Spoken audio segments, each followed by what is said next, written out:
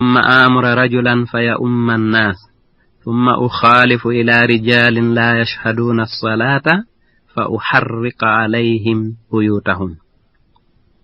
laaɗo sallallahu alaihi wasallam maaki mi wondiri on mo wonki an woni e juuɗe muɗum. laaɗo no heewno wondirgol ɗum ko Allah subhanahu wa ta'ala. ɓay en ari yewtugol ɗo wondore hara en yewtay en wi'ay wonde wondore nden islam ko yamiri koyo goɗɗo julɗo wondir Allah tun ma indeji makko ɗin tun ma golleji makko ɗin tun dagatako ka julɗo wondira ko Allahu on tagi kon acca ɗon Allah. wiigol mi wondiri yumma an mi wondiri kamilure nde mi wondiri hunde kaari kabru e ɗuma ɗum dagatako ka islam ko yamiri ko ya wondir Allah ma wondira sifaji makko ɗin golleji makko ɗin wi'a mi wondiri taguɗo kammu ngun e leydi ndin mi wondiri arsikowo mo jama on fuu ko tagi kon fuu mi wondiri tagowo wara on ɗum fuu ko Allah kono se a wondiri tun goɗɗum e ko Allah tagi kon wano kaarijo haray ɗum dagotako ka diina islam. no laaɗo maaki mi wondiri on mo wonki an woni e juuɗe mum mi himmirino nde mi yamirta leɗɗe ɗe teenoye mi yamira julde nden nde noddinane mi yamira goɗɗo almo yimɓe ɓen min mi yaha faade e worɓe ɓe jaɓata arde juula julde jama on ka juulirde mi sunnidaɓe e cuuɗi maɓɓe ɗin. ɗo tindini ko haa honto julde jama mawni ko haa honto julde jama woni ko waɗɗi julɓe ɓen tentinin ɓen ɓe tawata mara nganto haɗay ngoɓe argol juulugol julde jama on.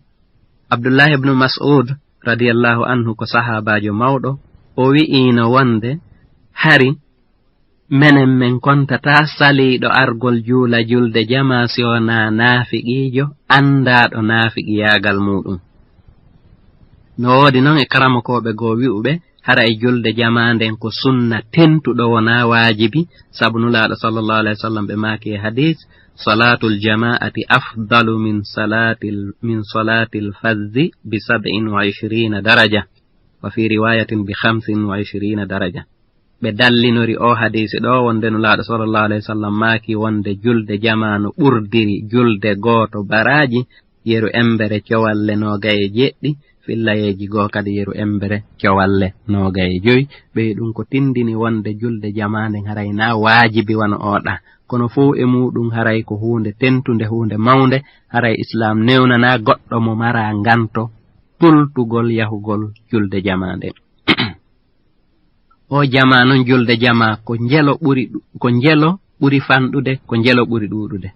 amma ɓurɓe ɗuɗude ɓen haray dottode ala e muɗum ɓurɓe fanɗude ɓen e linteteɓe wonde ko jama ɓen ka sari'a ko ɗiɗo almami on e gooto kono yimɓe ɓen ɗuuɗiri wo baraji ɗin ɓuri ɗuuɗirde ko non ɓura yiɗirede kadi ka Allah subhanahu wa ta'ala. no dagano non suddiɓe ɓen kadi yahugol juuloya julde jama nden ka juulirde no daganoɓe kadi juulugol julde jama hakkunde maɓɓe goɗɗo almoɓe o wona ka tumbo. nulaaɗo sallallahu alaihi wasallam ɓe maaki la tamna'u ima allahi masajidallah wota on haɗu horɓe Allah ɓen yahugol juuloya ka juulirɗe Allah. hare yahugol juuloya ka juulirɗe wonande gorko e debbo on ko hunde yiɗande haray yahugol ngol teppere nde o tigi itti wo o heɓay baraji nde o tigi watti wo o fukkante junubi ndehi mo yaha wo ndey mo arta wo ɗum kadi no tabiti immorde nulaaɗo sallallahu alaihi wasallam. amma non almamaku ngun almagol ngol joni sen yewti fi yewtere julde jama haray no haani ka yewten kadi fi sartiji waɗaɗi wonande almami on. haray nulaaɗo sallallahu alaihi wasallam no waɗi sartiji almamaku karamokoɓe ɓen kadi winduɓe gandal fiqha ɓen kamɓe kadi hiɓe windi ɓe ɓeyditi seeɗa immorde e sartiji ɗi nulaaɗo sallallahu alaihi wasallam maaki ɗin. nulaaɗo sallallahu alaihi wasallam kamɓe ɓe maaki ya ummul qawma aqra'uhum li kitabillah fa in kanu fil qira'ati sawa'an fa a'lamuhum bis sunnah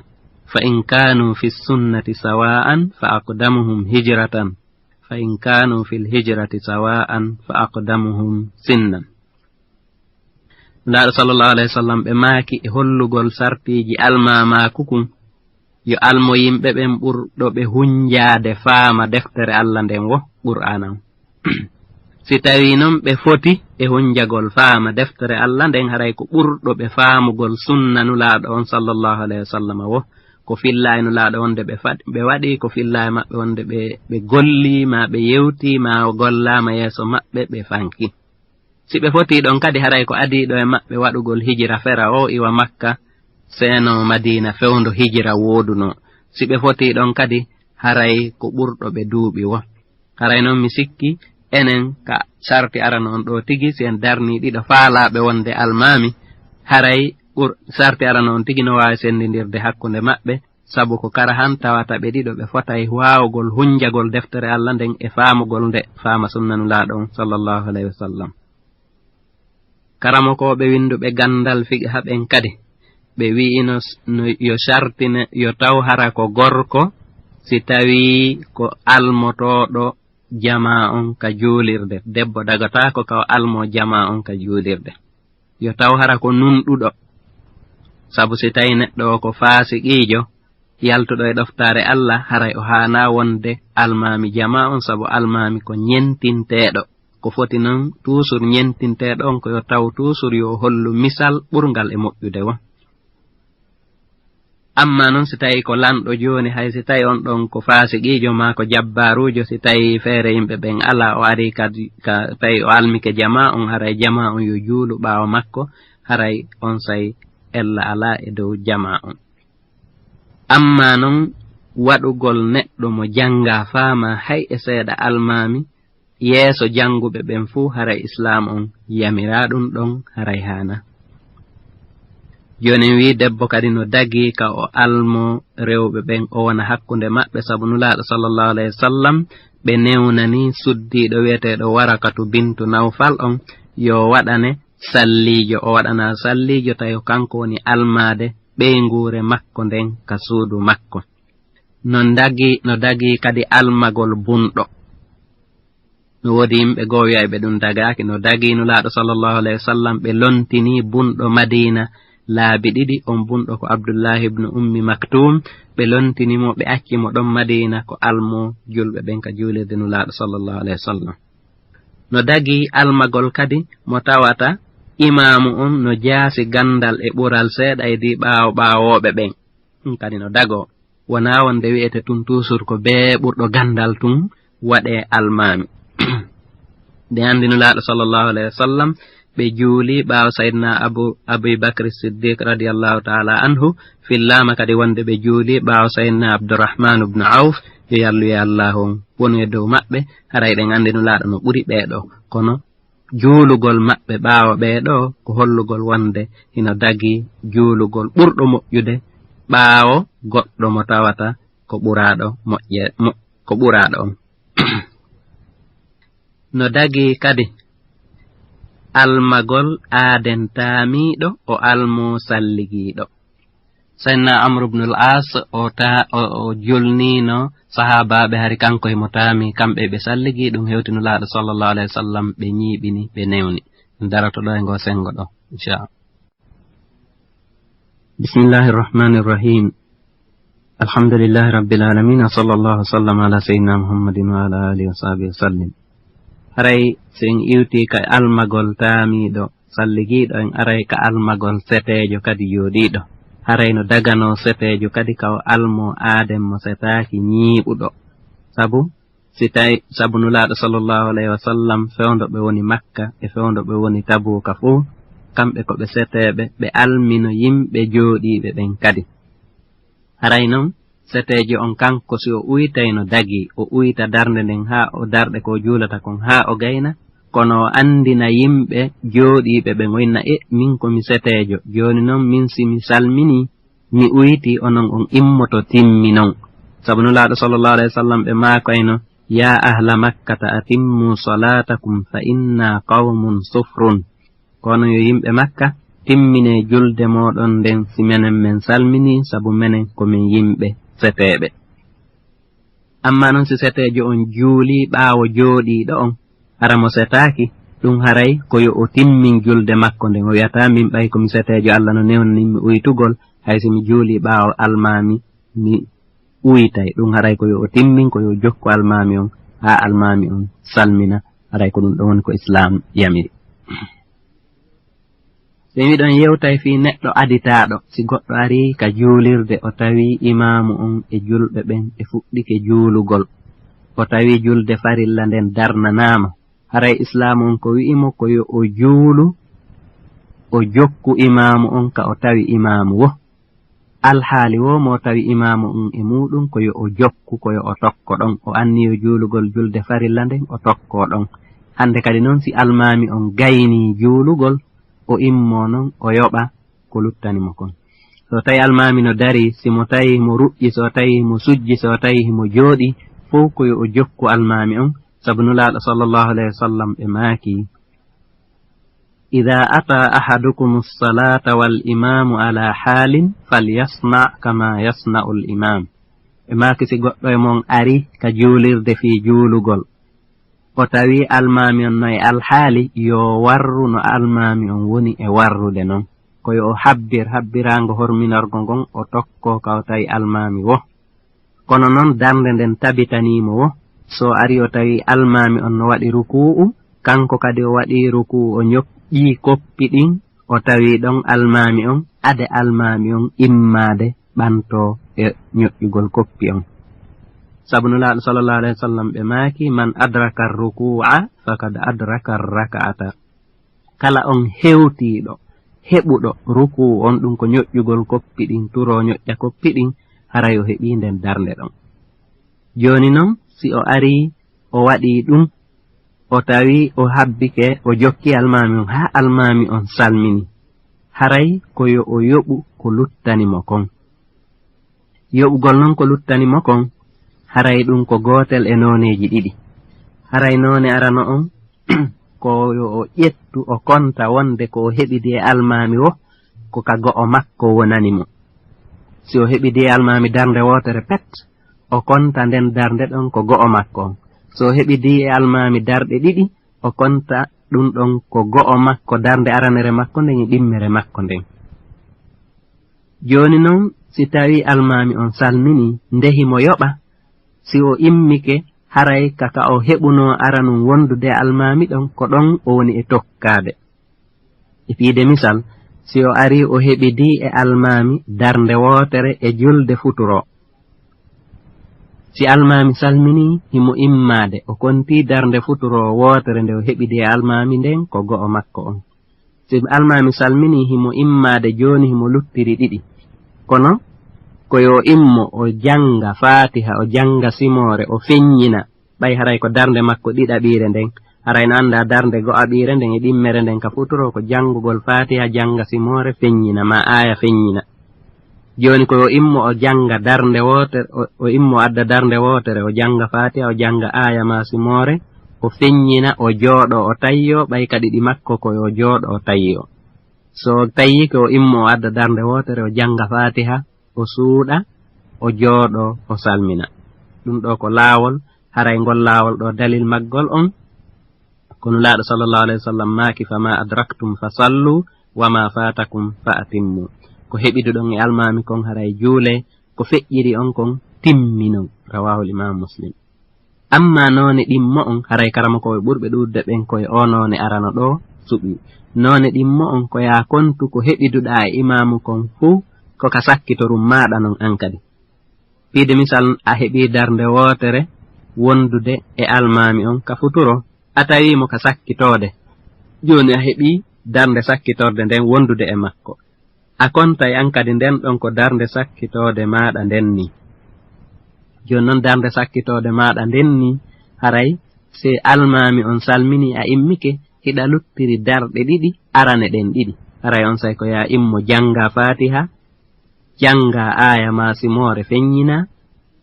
juula nden darnde ɗon immoɗa kadi hara jooɗaki immoɗa janga fatiha on janga simore ma aya jooɗoɗa tayyoɗa salmina haray ko ɗum ɗon woni dalil monulaɗo sallallahu alayhi wa sallam maaki e fillaye go'o wama fatakum faqdu konko feƴƴiri on haray yoɓe haray imam Abu Hanifa rahimahullah kanko ko nde feere ɗo o ƴetti. Amma jangugol ɓaawo on ɓaawo almami ka feññinteɗon in yewtino naane wi'uɗen haray karamakoɓe goono wi'i wonde almami on yo o fanku o heɗo ɗon no ɓaawo ɓen yo ɓe fanku ɓe heɗo almami on ɓay allahu subhanahu wa ta'ala o dalika qur'an wa idha quri'a alqur'anu fastami'u lahu wa ansitu la'allakum turhamun. si qur'an ar nden no jangede haray heɗite deƴƴon ko ɗum si allahu on yurmay on.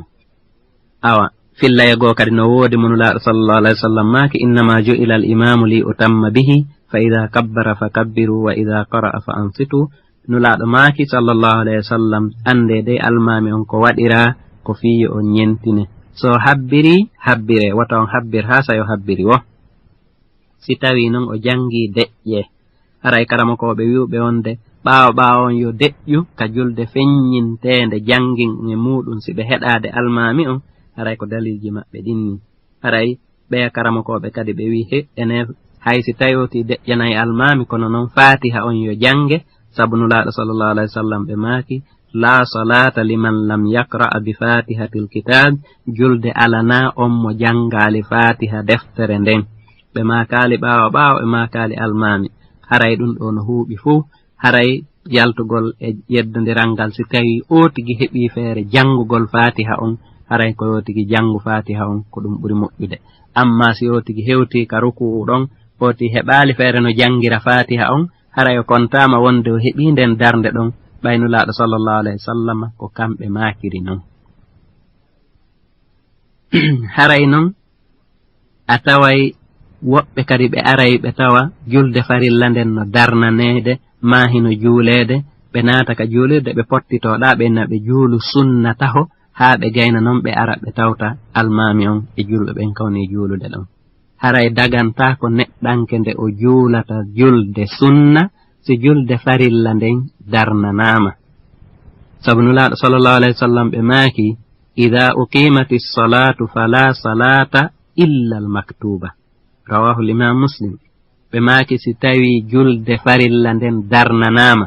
haray julde go wo ala siona julde farilla darnanana nden. haray juuloɓe ɓen yoɓe wattu yili moƴƴa si ɓe ari ɓe tawi farilla on no juulede ko ɗum ɗon ko yoɓe arɓe tokko ɗon. joni yeddodiral no woodi seeɗa hakkunde karamako ɓen kadi si a ari a tawi goɗɗo no juulude farilla goo harano daganima ka juula ɓaawo makko farilla goo ma tawi mo juulude naafila no daganima ka juula farilla ɓaawo makko haray ko yeddodiral karamakoɓe ɓen hino woodi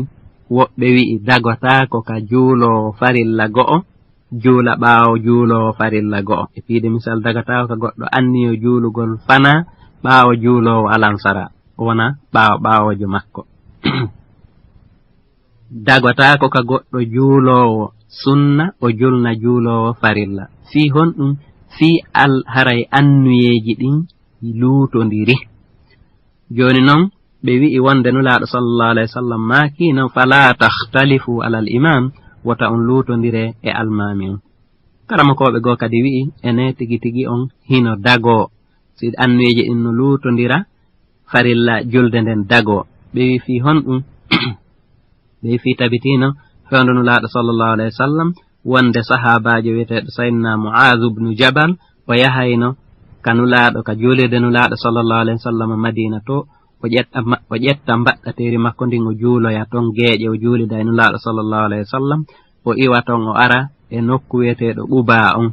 so hewti Quba o tawa sahabaɓe ɓe wawata yahugol Madina to ka juulirde nulaɗo ton juulido e makko ton ɓe tawa ɓen sahabaɓe hino habbiɓe ɗon si ɓe hewti ɓe julna ɓe ɗon julde geeƴe on. sayyidina Mu'adh ibn Jabal kanko juulidi e nulaɗo sallallahu alayhi wa sallam geeƴe on ka juulirde so ari o julna ɓe ɗon geeƴe on kono kanko julde nde o juulata nden ko julde sunna ɓay o juuli farilla on kono sahabaɓe ɓen noon kamɓe ko ɓe woni juulude ɓaawo makko ɗon ko julde farilla geeƴe on ɓay kamɓe ɓe juulali geeƴe on. haray ɗum ɗo janguɓe hadiseji ɓen fuu no andi ɗum ɗo no windi e hadisaji selluɗi wonde nulaɗo sallallahu alayhi wa sallam ɓe anduno ɗum ɗon kadi hiɓe anduno ɗum ɗon hiɓe ñiiɓini ɗum ɗon. wuri yeddodirno ɗon ñande goo kamɓe sahabajo goo arnoɗo juuli ɓaawo maɓɓe ko nulaaɗo sallllahu alayhi wa sallam ñaawannooɓe sabu hari sayyidina Mu'az no juutini julde nden nulaaɗo sallllahu alayhi wa sallam maakuno sayyidina Mu'az simo julnude jama wota o juutin sabu harayno ton mawɓe nayeeɓe harayno ton joomiraaɓe haajuuji harayno ton nawnuɓe kono simo juulande hoore makko harayi o juutin haa ka o faala o ɓe wi tabiti kadi no annda ka hajju nulaaɗo sallllahu alayhi wa sallam sakkitoru mina ɓay ɓe juuli subaka ɗon ñande goo haa ɓe gayni ɓe yeƴƴitino ɓe hayni worɓe ɗiɗo no jooɗi ɓaawo maɓɓe to ɓe noddi ɓe ɓe landiɓe ɓen ari hino diwna ɓe maaki ko honɗum haɗi juuli don e jama on ɓe wi he nulaaɗo ene hari min juuli ka werde amen to min anndali hari on juulaali ga nulaaɗo maaki si tawi on juuli ka werde moɗon to on ari ka jama on woni e juulude ga hara juulide e maɓɓe julde ko juuluɗon kon wonanay on sunna onon kadi haray en yewtay en wi'ay kadi ko ɓuri moƴƴude e saffeeji worɓe ɓen ko saffeeji yeesooji ɗin kadi julɓe ɓen yo ɓe ar heña ka juulirde ɓe wona ka saffeeji yeesooji laaɗo sallllahu alayhi wa sallam ɓe maakino e hadis khayru sufufi rijali awwaluha wa sharruha akhiruha ko ɓuri moƴƴude e saffeeji worɓe ɓen ko saffeeji arani ɗin haray ko ɓuri uytagol fanɗude baraji kadi e saffeeji worɓe ɓen ko saffeeji sakkitori ɗin hara yahoɓe ka juulirde ɓen yo ɓe yaw heña ɓe gera ɓe hewta ɓe wona ka saffeeji arani nulaaɗo sallllahu alayhi wa sallam maaki e hadis goo kadi ɓe maaki inna allaha wa malaikatahu yusalluna ala saffi l awwal ɓe maaki allah e malaikaɓe ɓen ɓe fof hiɓe juula ka saffe arano juulugol allahu on noon e dow saffe arano on ma jeyaaɓe ɓen haray ko ɓeyditangol jeyaaɓe ɓen neemaaji e moƴƴereeji e barkiiji heewɗi malaikaaɓe ɓen kadi haray juulugol e maɓɓe juulugol ɓe ko nooneeji ɗiɗi imma kamɓe tigi ɓe ara ɓe jarooɓe juula ma ɓe toro allah subhanahu wa ta'ala yo ɓeydu moƴƴere e hoore juulooɓe e saffewol aranol ngol kono noon dagantaako julɓe ɓen dey kadi argol hara leeti yimɓe ɓen fof jooɗike ɓe nanga yawtugol daaɗe maɓɓe ɓe nanga yaaɓugol ɓe fiyo ɓe hewto saffu arano on haray heɓugol saffe arano on e baraji saffe arano on ko ya ar dawa arde hara yimɓe ɓen jooɗaaki jooɗoɗa hara a yaaɓaali goɗɗo a lorraali goɗɗo sen iwi ɗon haray en yewtay fii julde seteejo haray himo uytanaa himo newnanaa uytugol julɗe ɗe tawata ko darɗe nayi ɗen ɗum ko fanaa e alansara kañumma e geeƴe haray mo newnanaa so setike setande hara ko setande dagiinde o yahii haa e dumunne mo tawata islam no newnanimo juulugol no newnanimo uytugol no julɗe ɗen haray on sahi himo waawi uytugol ɗe julɗe ɗo himo waawi hawtitugol kadi hakkunde fanaa e alansara o hawtita kadi hakkunde futuro e geeƴe gogon allah subhanahu wa ta'ala dalika qur'an a'udhu billahi minash shaitanir rajim wa idha darabtum fil ardi falaysa alaykum junahun an taqsuru minas salah allah on dali si on yiilike on setike ka hawre leydi haray ella ala e dow moɗon nde uyto ton julɗe ɗen nulaaɗo sallallahu alayhi wa sallam landanoma fi uytugol julɗe ɗen ɓe maaki sallallahu alayhi wa sallam sadaqatun tasaddaqa allahu biha alaykum faqbalu sadaqatahu ɓe maaki ɗum ko sadaka allah on wa itti o sadaka o waɗani on o sadaka ɗo jaɓe sadaka mo allah on okki on nulaaɗo sallallahu alayhi wa sallam ɓe duumike e setalleji maɓɓe ɗin uytugol julɗe ɗen ɓe hawtita goɗɗe ɗen amma noon setande ko haa honto goɗɗo fuɗɗoto uytugol haray nulaaɗo sallallahu alayhi wa sallam kamɓe tigi tigi ɓe feññinaali dumunne on kono karamokoɓe ɓen iwde sahabaɓe heɓi taabi'ina en jokku hikkuɓe ɗon e almamiɓe mawɓe ɓen ɓe ndaari ɓe kalkili ɓe tawi iwka nulaaɗo sallallahu alayhi wa sallam fuɗɗoto uytugol ɗon ɓe tawi ɗum no heɓa e ko ɓe wi'ata ɓuuɓalle nayi ɗen ɓuuɓalle nayi no hawra mayluuji 47 ɗum kadi hino hawra kilooji 65 ma takko ɗon haray si neɗɗo setike setande nde tawata o waawi yahude kilo 75 ittude ka saare makko maka hoɗo makko ina dey no woodi sa'iji go hara ce'eɗen no janɗi kanje tigi hiɗe timmi kiloji 100 hara iwka o hoɗi ɗon heɓi o yaltude saare nden o yahay kilo 100 hara hinayo o fuɗɗo uytude ka nder saare ko faanda ko iw yaltugol makko saare nde o woɗi e mum nden ma kawtal ngal o woni e mum ngal o yaha ha o heɓa kiloji 85 haray o newnanama uytugol julɗe nayije ɗen fuu o newnanama hawtitugol kadi hakkunde fana e alansara e hakkunde futuro e geeƴe haray noon ko nulaaɗo sallallahu alayhi wa sallam ɓe waɗi ɓe yamiri yo waɗe kadi haray dumunne uytugol ngol kadi ko yeru balɗe jelu haray ɗum kadi nulaaɗo sallallahu alayhi wa sallam ɓe hettaali ɓe maaki be ko balɗe hasabakari tabiti wonde nulaaɗo sallallahu alayhi wa sallam e setande maɓɓe nde ɓe seenino waɗugol jihaadi tabuuku on ɓe wonoyno toon balɗe noogay ɗum fuu hiɓe uytude julde nden makka kadi ko ɓe seeni udditugol makka ɓe wonno balɗe 18 e hoore ko fotta e mum kon hiɓe uytude julde nden kono no yoga e karamo koɓe goo hiɓe maaki wonde si tawi neɗɗo setejo on o annike ñiiɓugol e kawtal ma e saare yeru embere balɗe 4 hara ñande o hewtiden e ñande o yaltata nden tawaka haray ko yo o timmin julde nden wona yo uyto haray o uytowo ɗo kadi wona wonde ko setejo on daarete e nder uytugol ngol wona wonde kadi ko ka o setorta ɗon ko daarete ko seteyagal ngal joni woɓɓe no seto e oto hara ɓe tampali woɓɓe seto e avion woɓɓe seppa woɓɓe waɗɗo haray si o tigi woni setejo woni himo ɓuttini e nder seteyagal ngal wo woni himo tampi seeɗa e seteyagal ngal wo so heɓi yeru embere dumunne ma ya e juutendi ndi lintuɗen ɗo ndin haray islam no newnanimo yo o uytu no newnanimo yo hawtitu julɗe ɗen woni noon himo seti e hoore fowtere wo woni himo seti e hoore tampere wo haray karama koɓe goo kadi hino wi'i wonde e piide misal wano ɓe doginoɓe batoje jane ɗe hoɗuɓe ton kamɓe ɓe nguureji muɗum haray ɓeɗo no linte jeyaɓe e hoɗuɓe ɓen wona seteɓe ɓeɗo haray koyo timmi haray hawtitugol futuro no fala e alansara e futuro e geeƴe on kadi haray ko imma o tigi hawtita adintina ma hawtita nennita hawtitugol adintingol ngol ko juulidugol fana e alansara on fewndo sa'i fana on nulaaɗo sallallahu alayhi wa sallam wano yewtireyten no inchallah ɓe juuluno arafa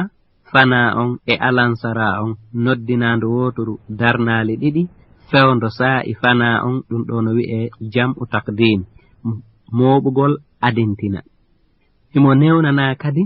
juulugol waɓutu hawtitugol nennita ko ɗum woni e piide misal juulugol fana e alansara fewndo sa'i e alansara on masina ɗum futuro e geeƴe fewndo sa'i futuro on fewndo sa'i geeƴe ɗen kan eɗen andi nulaaɗo sallallahu alayhi wa sallam ɓay ɓe woni arafa ha nange muti ɓe iwno ɗon ɓe seeni ha musdalifa hari on say fewndo futuro on feƴƴi kono ɓe juuluno futuro on e geeƴe on musdalifa ɓe hawtiti ɗum ko ɗum wi'ete hawtitugol nennitugol haray selli wonde nulaaɗo sallallahu alayhi wa sallam ɓe warri noon ko ɗum woni hawtitugol nennitugol haray ɗum ɗo fof no dagani seteje on inchallah haray hino dagano noon a yimɓe hoɗuɓe e saare kadi ma